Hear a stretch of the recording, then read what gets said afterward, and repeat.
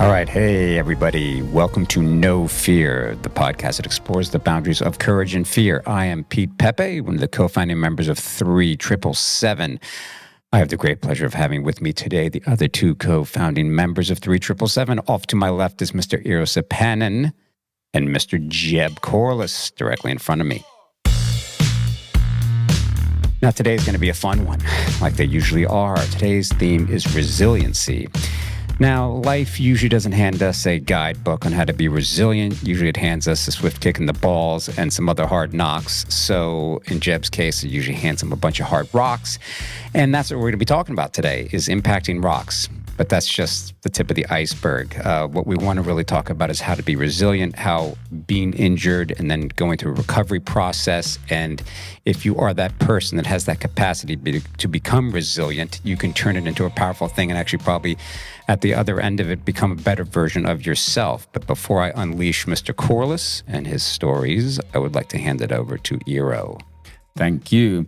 When most people talk about greatest hits, it's usually a referral to music or good times and highlight reels. But with us, it has a different meaning. We take it very seriously. When we talk about hits, we talk about hits against object at full speed.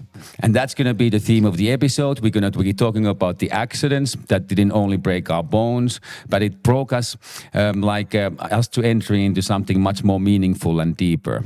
But before we go into the deep waters, I want to lighten up the mood and tell you a joke. So what is in common with Jeb Corliss and Nelson Mandela? They both have a big impact in South Africa. I was going to say it's not their hairstyle. Probably not. But that's a credit for that joke to goes to our dear late friend, Jarno Cordia.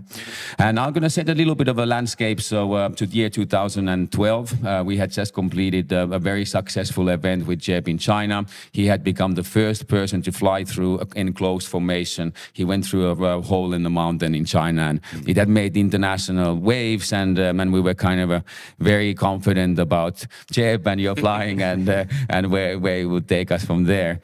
And he was doing a show for HBO, and for a couple of days he had asked, like, why don't I come to check out his flying? And I'm a big fan of his flying, but I've seen so many times. So I said, like, no, I'm not today. But then one day he said, like, I'm going to fly between balloons and it's my playground now. And then I was like, oh, he might have lost some of the respect. So I took my camera and said, I'm going to come to have a look. And then, yeah, there we go. You can maybe continue the story from your perspective. Yeah. So, anyways, I'd been jumping Tail Mountain for many, many years. This trip was for Real Sports and HBO. They'd contacted me and talked to me about, hey, we'd like to do a project with proximity flying wingsuits. What are you up to? And I told them that I was going back to South Africa to fly a wingsuit from Tail Mountain, which I had done in 2002 and almost died. And this was like me coming back and like a decade later to do the jump that almost killed me, which is semi-ironic. So basically, for the week we'd been jumping and we'd been getting a lot of really good footage and it had been going perfectly. And I got really comfortable. I started getting super comfortable flying there with the new wingsuit, the new technology, the new skill set. It actually was a pretty reasonable jump. I felt it was, you can't use the word safe, but it was safe-ish, for what we did. And I felt very comfortable flying there. And I was getting more and more comfortable, which is not necessarily a good thing when things are this. I mean, it's like the truth is, it's just as dangerous as it's always been. And when you start becoming complacent, you start becoming too comfortable, it's not a good thing. Right. Fear is actually very important. It helps keep you in check. It helps keep you safe. And I was not being safe.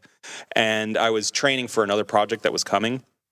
And I had our friend Moose, who's a cameraman, go onto a lower ledge and set up balloons as a target for me to hit. Because my next project was going to be about precision. Like, I had to be very precise. Where were you setting these balloons up? Like, could you just So basically what happens is you're leaving from the top of Table Mountain, and then as you're flying down Table Mountain, there's a massive series of like a talus. And at the midpoint, there's an actual like ledge system. So I was having him set balloons on a 6-foot string on the edge of this ledge, so it would allow me to hit the balloon and then fly over the ledge and then keep going. It's like a landing pad. And then behind that, he had already done the hit of Grinding the Crack, where he performed similar stunt, and it had tens of millions of views. So it was a repeat of something that you had done, but on a really scenic surrounding. Yeah. So it was a similar, I'd done it similar, but again, it was a great way of training for the next project. So I was using it to train for what was coming. And we were already done filming for HBO. They got all the footage they needed. Everyone left. The producers all left. And this was just me going and doing a couple extra jumps. And the targets were just for my training. And just so happens our buddy went down there, set the targets up. And this day was tricky because we had like a time schedule because apparently like wind was coming and we needed to jump before it got too windy, and it was super duper hot. So the later you went in the day, the hotter it got. And I think it was like record breaking 110 degrees Fahrenheit. Like it was going to be a crazy hot day. So we wanted to get this done before it got too hot and before the winds picked up. So we were kind of rushing to get there. And on our way, they had just started like school again. And it was the first day we hit traffic. And because we hit traffic, I was going like, we were behind schedule. Everything was behind schedule and we were kind of rushing, and it kind of put me in a strange mood. Like I became very agitated and very aggressive and very like, I needed to get there and get this done before it got too hot. Anyways, we get there, we're again rushing. We get to the exit point, again rushing. My friend Joby jumped before me. He jumped off and he flew over the balloons and blew them around a little bit.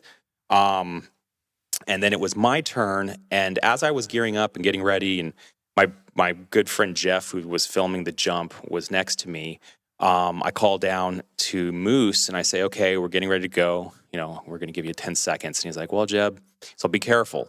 He's like, the wind's blowing pretty hard, and the balloons are moving around, so you may want to fly over them. You probably shouldn't go for them.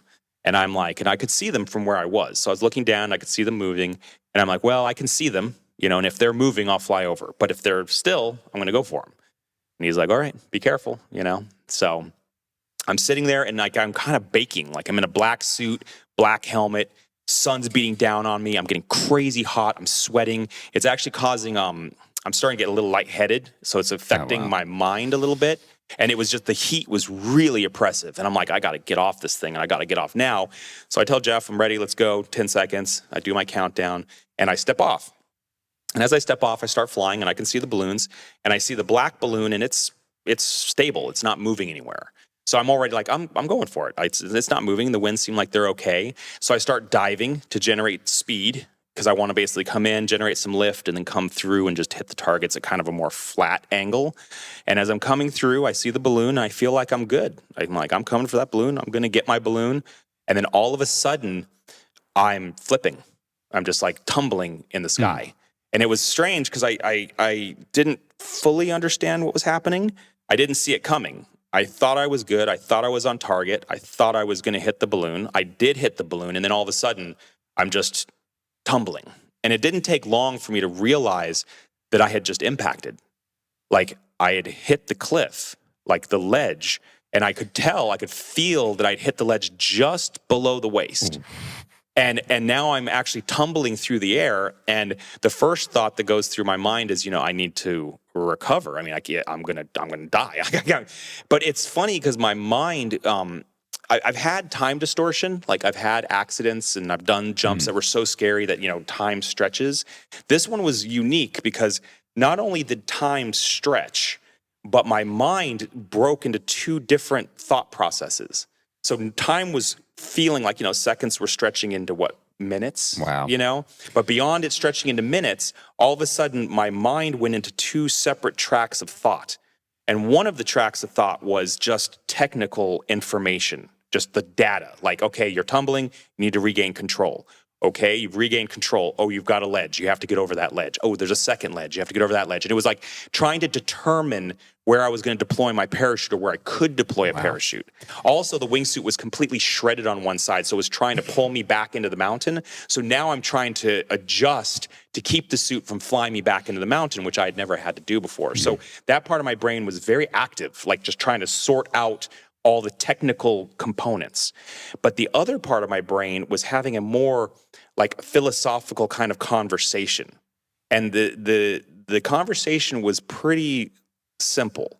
It's like, okay, you have impacted flat rock at terminal velocity, over 120 miles an hour. You are going to die. Like this is an unsurvivable accident. You cannot survive this. I mean, my buddy Dwayne hit something, was literally severed in half in almost the exact same way. So for me, I knew it wasn't like you're maybe gonna, no, 100% I'm gonna die.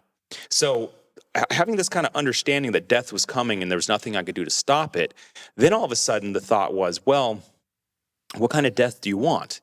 Do you want it to be like slow and painful and agonizing, while you're waiting for a rescue to come get you? I mean, I've been part of a lot of heli rescues. You're looking at 45 minutes to an hour to get to the hospital. I'm most definitely going to bleed out before that happens. My legs are destroyed. I can feel that they're crushed. The pain is so surreal that it's impossible to even describe it. The pain was horrific. And I knew, I'm like, I'm dead. There's no way, I might get 5 minutes, 10 minutes, who knows, but it's not going to be very long. And I'm going to suffer. It's going to be a very painful, suffering death.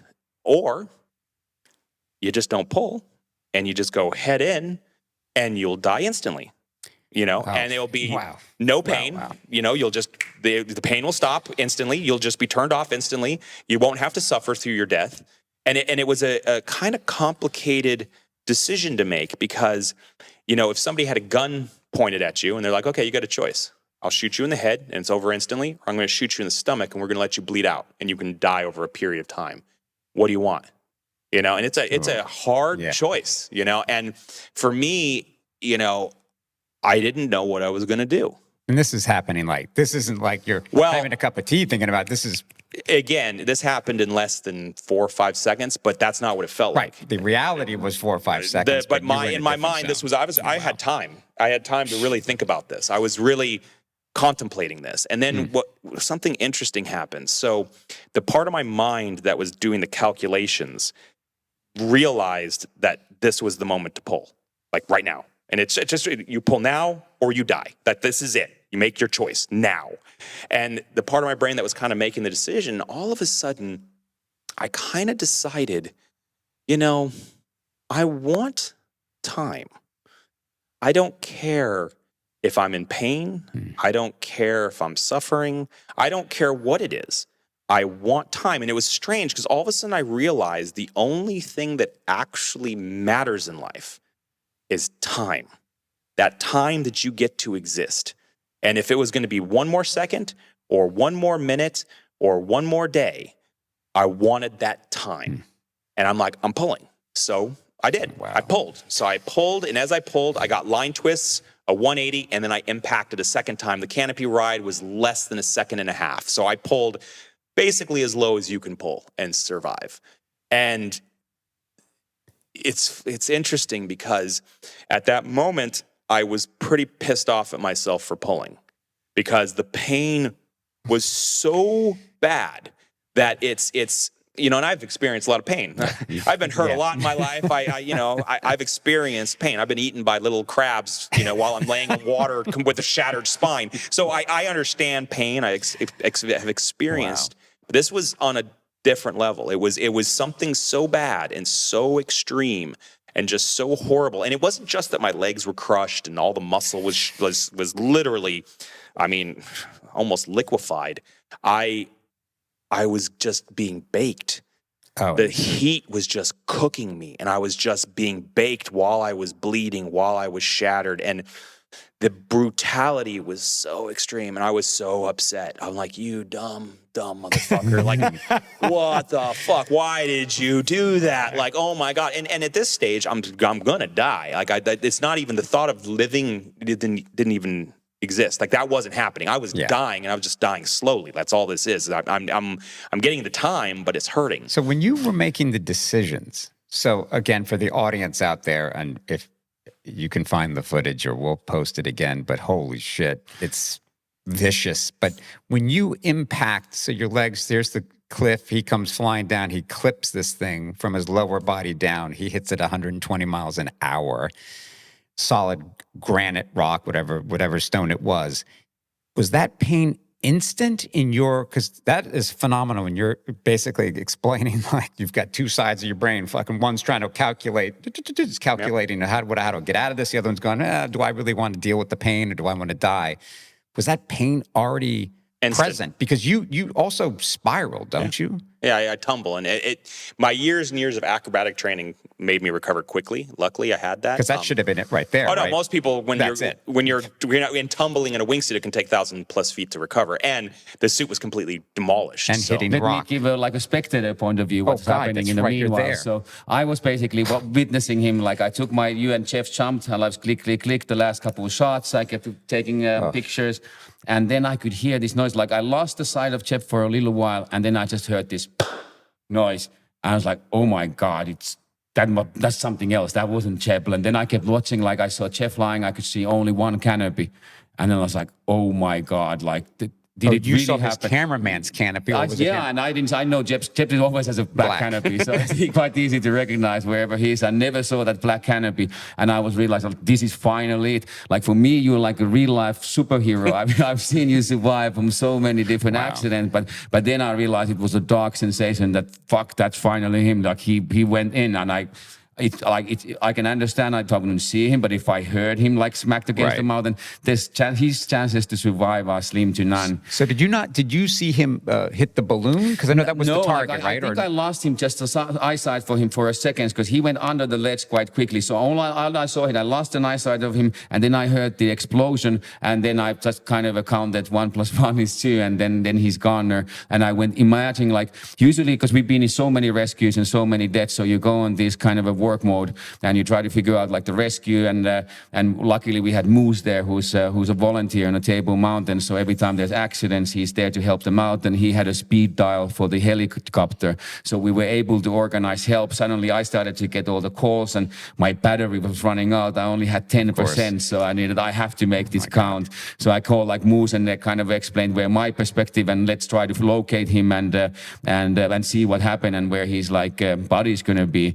And I remember going to the cable car and walking down after seeing, and I started to like word in my head, like, what's the conversation I have to do with Gigi, like Jeb's mom, and I would have to pass the news. And I remember kind of a word from word, and I had already lost hopes, like he's not going to survive it. It's just too loud impact. And I remember when I was coming down from the gondola, I saw his canopy just next to the hiking trail up the mountain.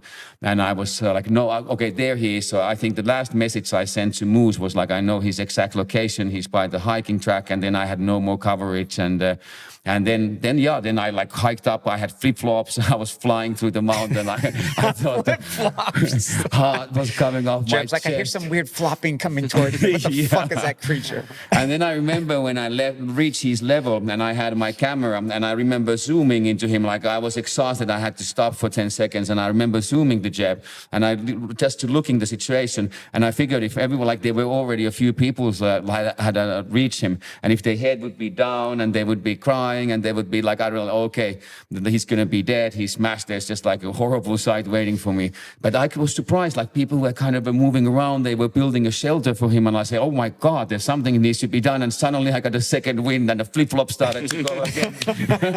I finally got to you, and then yeah. Okay, so let's back you up. You get a line twist again, which is, maybe you can explain that for the general public, because even I'm still confused on that. I know visually a little bit what it is. You get the line twist, you've deployed this thing. So that landing in itself was... It broke more bones. You're already fucked up. You're already in a mess. The line twists, so a line twist is your parachute opens and it has a bunch of lines that cascade down to your shoulders, and that's what you fly. A line twist is those lines have spun up into a circle. So now you have no control over the canopy. And the canopy is also distorted, so it actually comes down faster. I also had an off-heading opening, meaning I was facing back into the cliff that I'd just been trying to fly over. So I got a 180 with line twist, meaning there was no control. But even if I could, I only had a 1.5 second window from it opening for me hitting. So it was very, very fast. Shit. It opened, I hit like almost right after. When did you hit?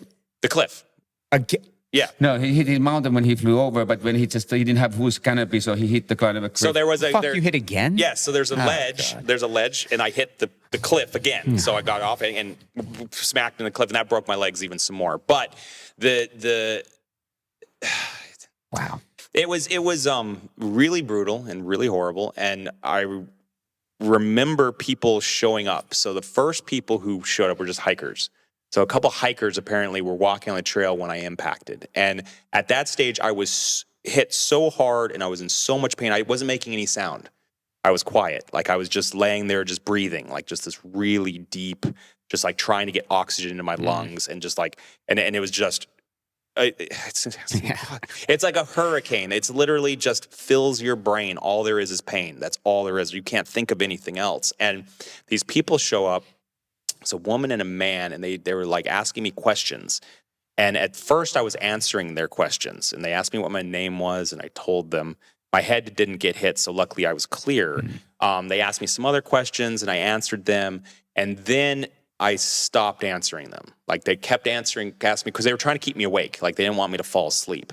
And I just was too like broken. I could no longer communicate. I just didn't have the strength to like keep talking to them. So I stopped talking, and then you could hear them start getting very scared that I was like, that they were losing me, because I was really bad. It was not good. And so they started getting very like anxious and started like, and I kind of then it kind of gets surreal. Things start kind of getting strange. It's hard for me to really remember, because when you go through a very traumatic experience, your memories are not that great. But the next thing I kind of remember is Jeff getting to me. And then Jeff is working with them to pull the canopy over me because I'm really hot. And I remember being really, really hot. And I think I did communicate, I'm cooking, I'm baking, I need shade. And so they did that.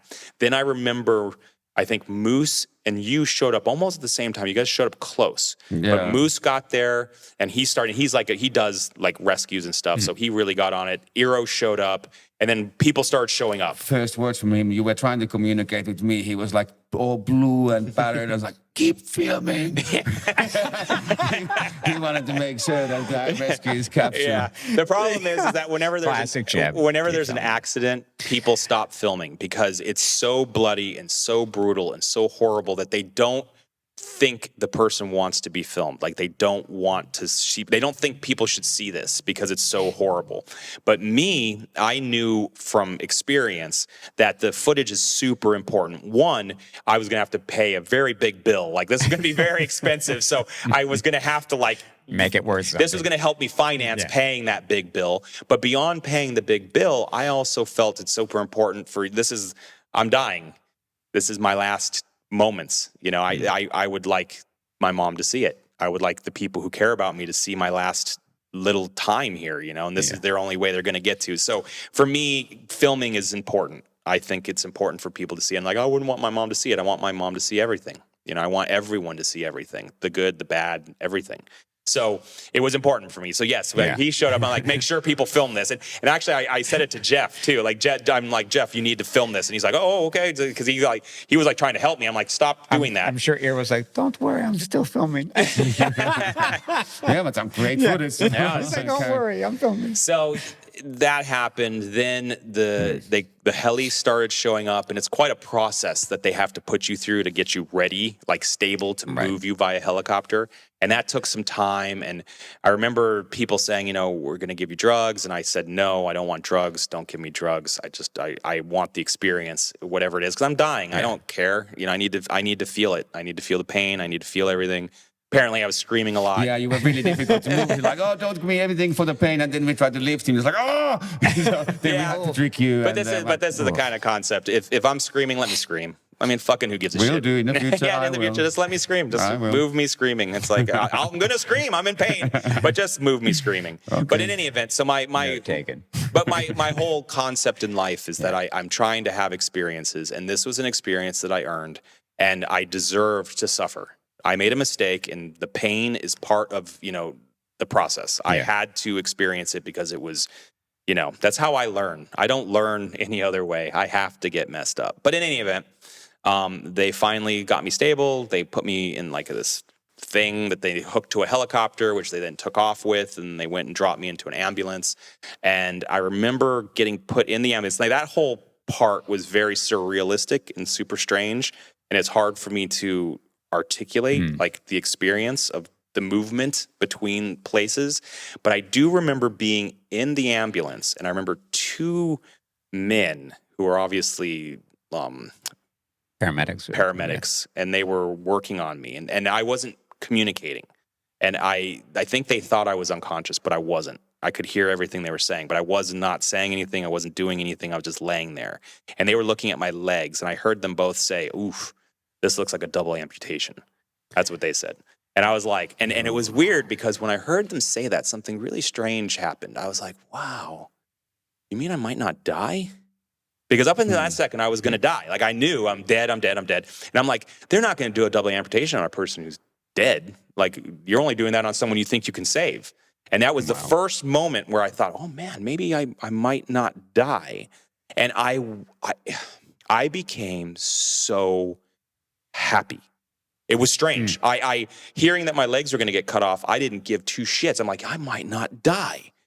Wow. I'm like, I have lots of books to read. There's all kinds of shit I can do without legs. Who gives a crap? Take them, I don't, whatever.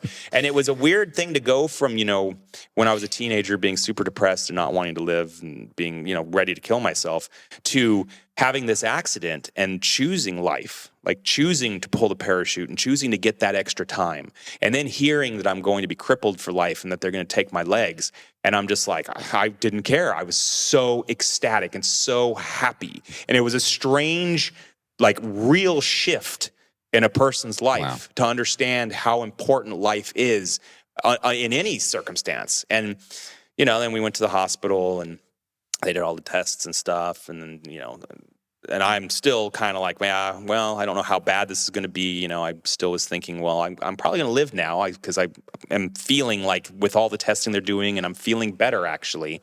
I'm still in pain, but but I'm feeling like maybe I won't die, Yeah. And then the doctor comes in and he starts going through the list. Now I'm conscious and I'm communicating and talking and feeling a bit better. They're hydrating me because I was actually.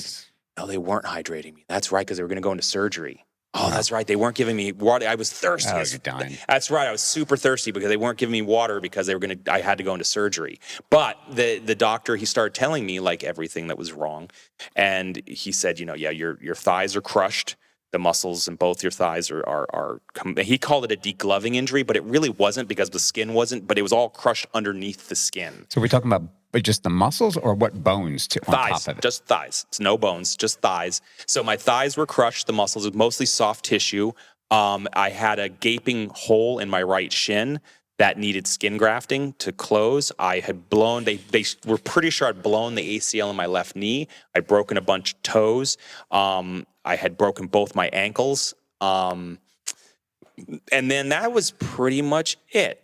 Fuck. And the doctor said he couldn't believe that I didn't break more bones. I was just going to say, for as shocking as that We video couldn't is, believe that you survived, and then you have the seriousness of your accidents. They were serious, but they could have been a lot more serious. Way worse. But the doctor said, he's like, Jeb, he's like, you are the luckiest person on this planet. He's like, the worst injury you have is the blown ACL, and athletes get that all the time. He's like, we're gonna be able to repair that, and he's like, you're gonna have as close to 100% recovery as a person can have. You're going to walk totally normal again. And I was like, and it was just, to say I was ecstatic is beyond it. I was so happy. I can't even describe it to you. And what was weird is that the video of my impact had already been sent out to the press. So the press was already descending upon the hospital. And like, apparently this woman walks in and she's head of like I guess they deal with relations, public relations for the hospital. And she walks in and she starts asking me questions. And I'm like, hey, man, I'm kind of like in the middle of something right now. And she's like, I know. She's like, I hear you. She's like, I just need you to give me a quote. She's like, because the papers are going crazy. They're trying to break in. They're literally trying to sneak in as your mom and your sisters. They're trying to pretend to be family members. She's like, so we just have to give them a statement to like make them leave us, like kind of leave us alone. And I'm just like, she's like, what would you like to say? And my response was, just tell them this is the greatest day of my life. And she's just like, and she looked at me like I was a lunatic. She's like, how could this be the greatest day of your life? And I'm like, because I made the biggest mistake a person can possibly make. I should be dead.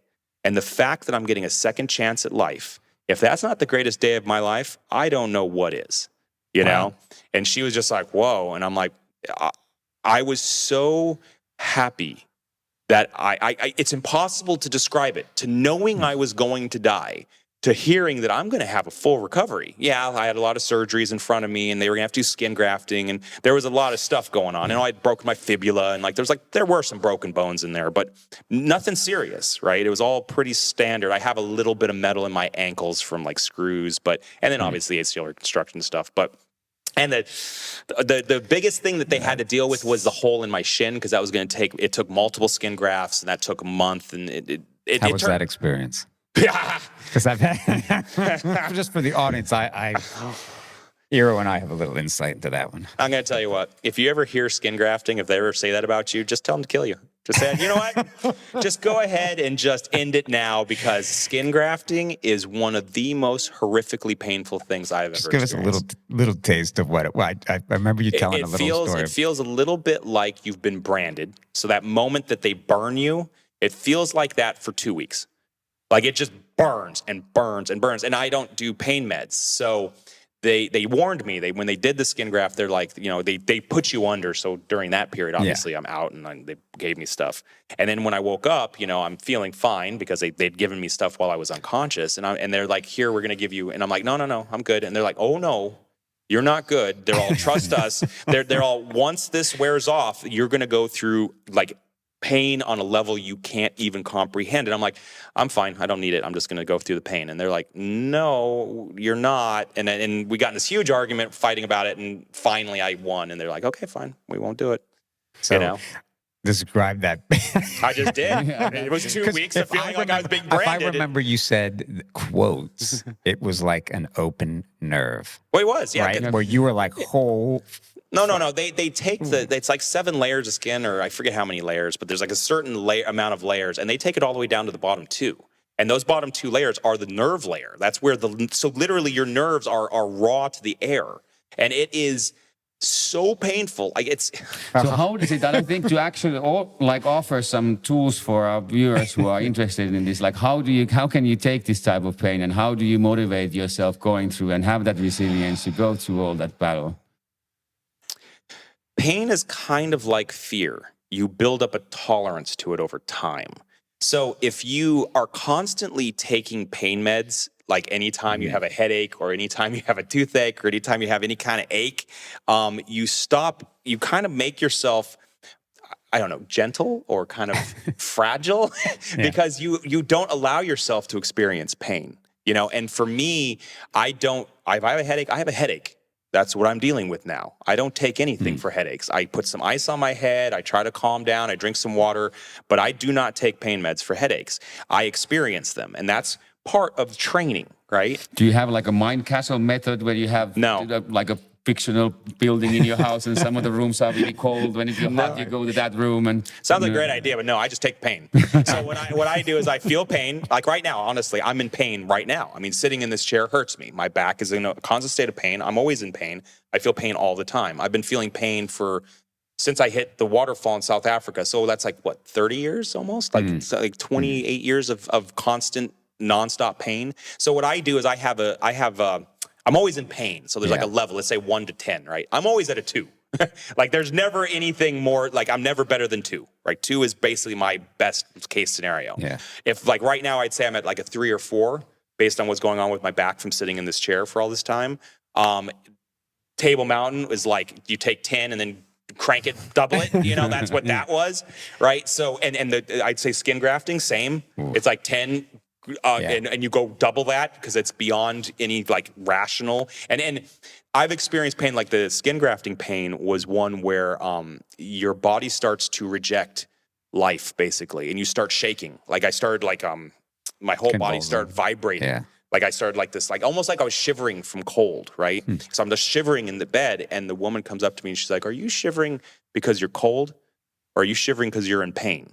And I'm like, it's pain. And she's like, well, Jeb, I'm going to tell you a little something about what's happening right now. She's like, if you don't allow me to give you something right now, that skin graft we just did is going to be rejected.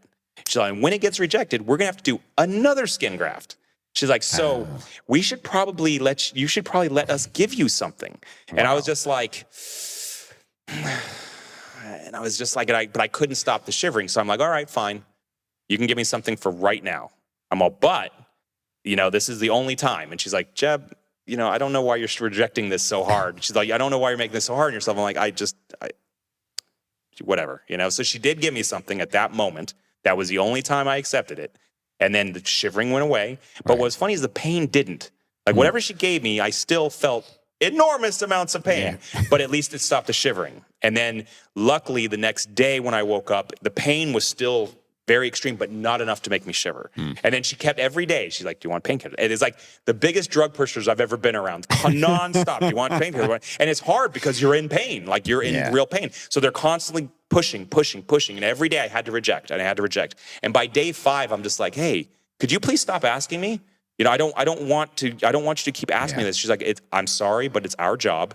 I have to ask you every single day.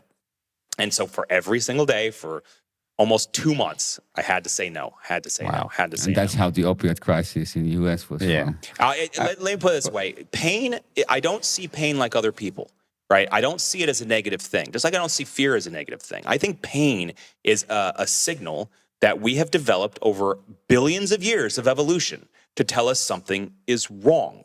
And you need to listen to pain. You don't just, I don't want to take a substance that numbs the pain out. No, I want to find out what's causing the pain and then try to solve the problem. I don't want to just, I will take medication that fixes problems. So if I have bronchitis and I need an antibiotic to wipe out a bacterial infection, I'll take it all day long. No problem, right? But if you're going to give me a pain medication that's not solving the problem, but only just covering up a symptom, I don't want that. I want the pain to tell me when I can do things. Can I get up? Can I go to the bathroom by myself? When I'm going through rehab, how hard can I push? The pain needs to tell me. I need to listen. So, and I'm not just talking about physical pain. That's also for emotional pain, right? You need to understand, why is this thing causing me pain? Pain is a signal that's there to help you. It's not there to hurt you. It's not there to cause problems for you. No, it's there to show you something is wrong and that you need to focus on this spot right now. And you need to do the right things for healing, whether it's emotional or physical, same thing. So for me, that's why I'm so anti-pain medication. Because one, the opioid crisis and people become addicts and it takes over your whole life. But another thing is it's also, I think it's detrimental to your well-being. You actually need to feel the pain so that you could, a good way to describe it is I have a broken foot, right? Yeah. And I'm laying in bed. And if I take pain meds, I'll just let that foot flop over to the side. I'm just going to let it lay wherever it wants to lay because I don't feel the pain and whatever. But when you feel pain, you don't do that. Now, all of a sudden, you put your foot in just the right position to where you feel the least amount of pain. And that's the best position for it to heal. And that's why, and again, and then there's a philosophical aspect to pain as well. I actually think that pain for myself is an important teacher. It's how I learn. I, unfortunately, if I break a leg and I'm better in 6 weeks, I don't learn shit. I'll keep doing the same thing. If anything, it's a negative lesson because I'm indestructible. That's all I get better in 6 weeks, no problem, right? Well, when you get hurt real bad and you're in pain for a year and you can't sit in a movie theater because it causes you too much physical pain, or you can't get out of bed and you have to poop in a bedpan, well, that's the teacher. That's what you learn from. And I not just from physical pain, also emotional pain, right? You have a situation that causes you emotional pain. That's what teaches you. I know from my own experience, I've done thousands and thousands of jumps. 5 of them mean anything. I didn't learn shit from thousands of jumps. I didn't learn anything. I just had fun. I had a good time. Sure, I don't learn anything from having a good time and having fun. Don't get me wrong. It's good having fun. That's great. But you don't learn from it. I learned from having accidents, getting broken, feeling pain, suffering for long periods of time, and that's what I have learned from. That's what's made me grow. That's what's made me stronger. And as far as this, what technique do you have? Grow some fucking balls and take the fucking pain. That's it. Stop being a pussy, man. And the reality is, there's this great little thing, and it's this old timey boxer, and it's like, you want me to take pain pills? You mean bitch mints? Because that's what I mean. It's like, get serious, dude. It's like, take the goddamn pain because we're supposed to. Yeah. That's what it's literally into our DNA to protect us, just like fear. You can't just ignore it. You can't just hide from it. You must face it. Yeah. And that's what makes you strong. That I think that I'm a stronger, better person today because of the pain and suffering that I have experienced. The fear that I have put myself through has made me a stronger person. We're living in a society where everyone wants to be in temperature-controlled houses, where nothing ever bad happens, they never get hurt, and if for some reason, I stubbed my toe, quick, let's go grab a pain med. You know, It's like, gee, I have a slight headache. Where's the Tylenol? It's like, dude, fucking, you got a headache. Big deal, bitch. I mean, is that really, that's crippling you right now? So for me, that's why, I really do see pain as an important teacher. I see it as a way to actually mitigate like your health and make your health better because it shows you what to focus on. And it also helps you emotionally. If something's causing you pain, why? Right. Why is this person making you feel pain? If an individual human being is saying things and doing things that give you pain, fuck them. Yeah. Literally, fuck them. Last thing I'm gonna do is take some medication and be like, okay, I want to hang out now. No, you're a dick. Get the fuck out of my life. Well, look, it's interesting to see how you've used one of your probably the most horrific accidents that you've had and the other accidents on top of it and built this resiliency. And I like the fact that you put that out to the viewers because you're right. So many people, it's like anything goes wrong and it's like, I need a Band-Aid because I got a paper cut and this and that and then the meds and so on. And so many people are so desensitized to things because everything has to be a pill for something. I do want to say one thing. There are varying degrees of things, right? Yeah. So if you are, let's say you have a genuine mental disorder. Let's say you have bipolar well, then take your medication. There are medications that help solve problems. Like I said, I'm all for taking medication that helps you and does things that keep you alive and benefit your life. They exist. Yeah. They're not all bad, right? But if it's just going to be covering up a symptom, avoid that like the plague. Like I do nothing that just covers symptoms. Yeah. Those symptoms, I listen to those. Like whatever the symptom is, that's what I'm paying attention to that. That's what's important. And until that symptom is gone, I want to know what's happening. Yeah. I want to know. Like I have a broken ankle. I need to know. Otherwise, I'm going to walk on it. Right. If I'm taking pain meds, I'll walk to the bathroom and I'm only going to hurt it and it's going to take longer to heal. Whereas if it hurts, I'm not going to put weight on it. I'm going to make sure, So anyways, that's my thing. I think it's great to get your perspective. I want to ask Iiro the same question. Was there and get his perspective on it too, just since I both of you here. I know you've had some pretty horrible accidents too. One in particular that I'd like you to talk about, which basically was a crossroads with your career in the sport of base jumping and wingsuit. So could you elaborate on this accident? I know I'm pretty sure it deals with your ankle.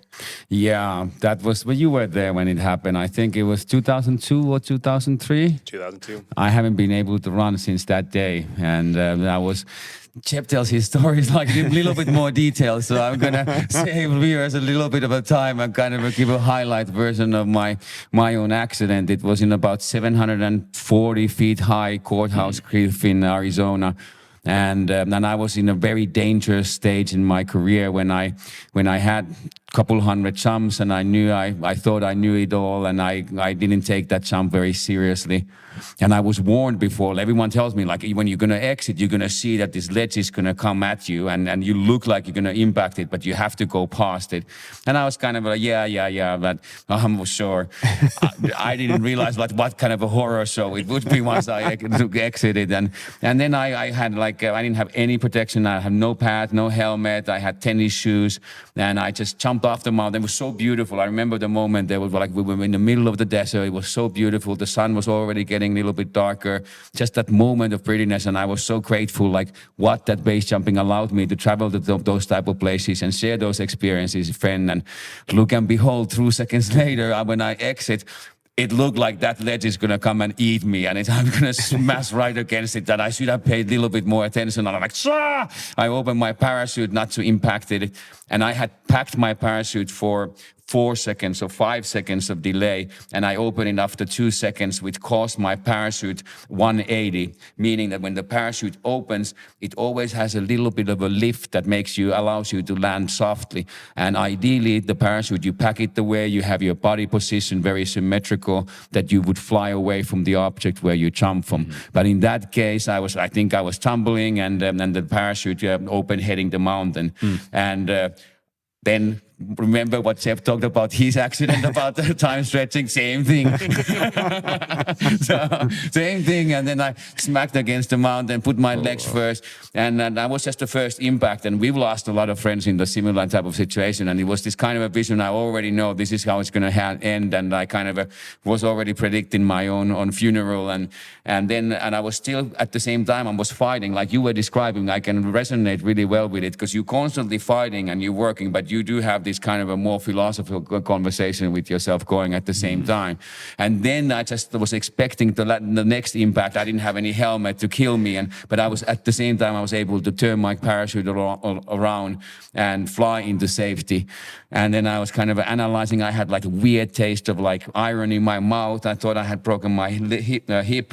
And I was checking, like my condition on my left ankle was hanging by skin, and the bone was sticking out. I was like, oh, this is so bad. And the panic reaction is to start to scream to Jeb and my other friends, like, don't let my left foot touch the ground. Like, catch me, guys, catch me. And I'm like 100 kilos of fat and muscle flying through the air, like trying to hit these guys, and they try to run away, like the best of their capabilities. It's like real life video game. And yeah, everyone very panicking, me included. And I landed in the desert, and bones sticking out, and it get dark, and it was hours. I was like, it was most horrific 3 hours. Like, I would give it anything for morphine at that stage. I was bleeding it, and when the first paramedic comes, because the chopper couldn't land too close, so they had to like borrow a pickup truck to come to get me. And when they first came, I was like just waiting for that morphine to take the pain away. And they said, well, we have good news and bad news. Like, the good news, you're going towards the hospital, and bad news, can't give you any morphine yet. You have to go to the ambulance and the helicopter. And my leg was pointing like 9 degrees on the side, and they pulled it straight. And and the bones were in the dirt. There was like sandy bones that were connected back together. Take the pain, take the pain. No, I wasn't. I was like, take the medicine, take the medicine. Yeah, but to cut the long story short, like I finally got my medicine, and I took everything that I could. You're special. I'm not as strong as you. but the whole, like, I think there's a purpose. Like, I mean, it took a long time, because we talk about in some other podcasts about the identity and the things that we do and how important that is. And that was the first thing, was that I was in my mind, like, how can I jump again? Like, I'm a base jumper, like this, I got to go back in the air. So like, only thing I was worrying were the trips that I had planned a few months away, would they happen or not? And since I knew that I would live, like, it was going to be only an ankle injury. But that was the first thing, like, would I change my lifestyle? Like, and because that defined me, that's all I wanted to do. And it took a long time to kind of understand the meaning of that accident and how it potentially saved my life, and going through different stages of it, like victimizing myself at first, and getting angry for the accident, and living in denial that it wasn't as bad. So I would put all these different human emotions that was related to that accident. Only with time, like, I could see the blessing in it, that it's probably saved my life, because I would have died, and it forced me to a new careers and figuring other things. But it's the same physical pain, the crying that comes along, that will never go away, and that's what we've learned to live with our lives. And for me, it's difficult, because I was like 100 kilos of muscle, and I was strong, and I could do anything, and I felt like it, and it took me a long time to kind of switch, like my mental stage, like because many times I didn't admit that I was injured, and I kept re-injuring myself, just doing regular things, just being active and enjoying like normal hiking, climbing, just some fun stuff, and I constantly kept hurting.